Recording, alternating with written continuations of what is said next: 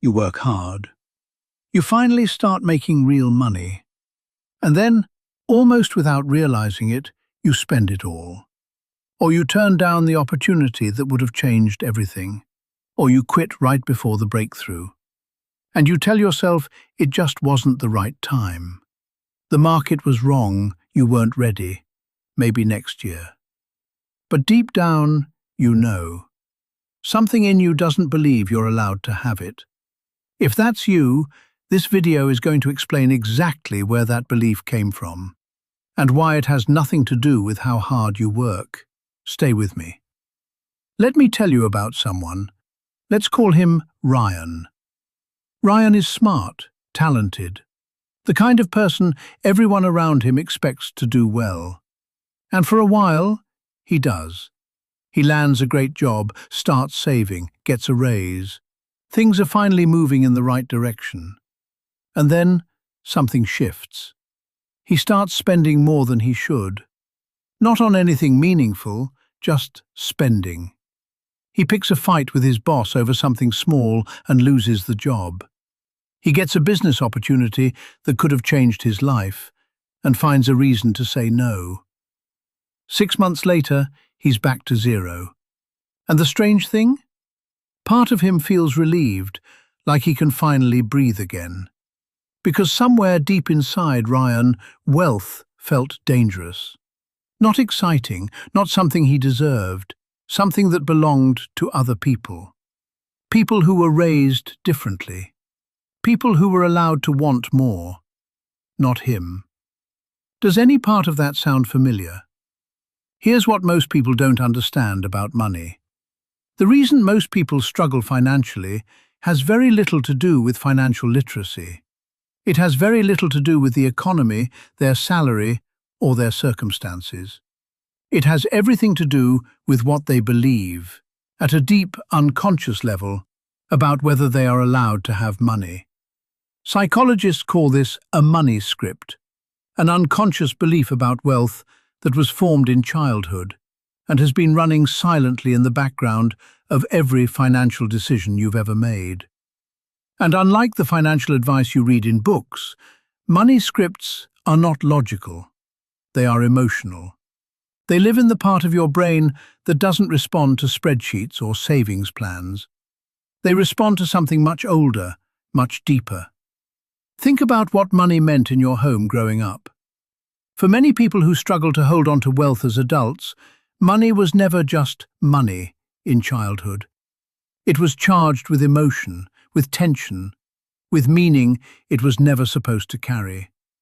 Maybe money was always scarce, and you learned that wanting more was greedy, that being satisfied with less was virtuous, that people who had money were lucky or corrupt, or just different from people like you. Maybe money caused conflict in your home, arguments between parents, stress that filled every room. And your unconscious mind made a connection. Money causes pain. Wealth creates problems. Better to stay small. Maybe the people around you who had money were unhappy. Or maybe the message was subtler. That people like us don't get to have that. That wealth is for a different kind of person. And the child absorbed all of it, not as a lesson, as a truth. Here's what that truth does to your finances as an adult. It creates what psychologists call wealth thermostat, an invisible upper limit on how much financial success you allow yourself to experience. When your income rises above that limit, your unconscious mind gets uncomfortable. It feels wrong, like you're somewhere you don't belong. And so, completely without meaning to, you start to self-sabotage. You make impulsive decisions. You spend money that should be saved. You avoid opportunities that feel too big. You create conflict at work. You undercharge for your services. You give money away faster than it comes in. Not because you're irresponsible, not because you're bad with money, because a part of you is trying to get back to what feels familiar. Back to the financial level where you feel safe. back to the level you were taught you deserved. This looks different for different people. It looks like the person who gets a raise and immediately inflates their lifestyle. Not out of celebration, but out of unconscious urgency to spend it before something takes it away. It looks like the person who is brilliant at making money, but terrible at keeping it. Who has been broke and recovered multiple times. Who keeps starting over from zero without understanding why. It looks like the person who undercharges for their work, not because they don't know their value, but because charging what they're actually worth feels arrogant, feels like too much, feels like asking for something they haven't earned.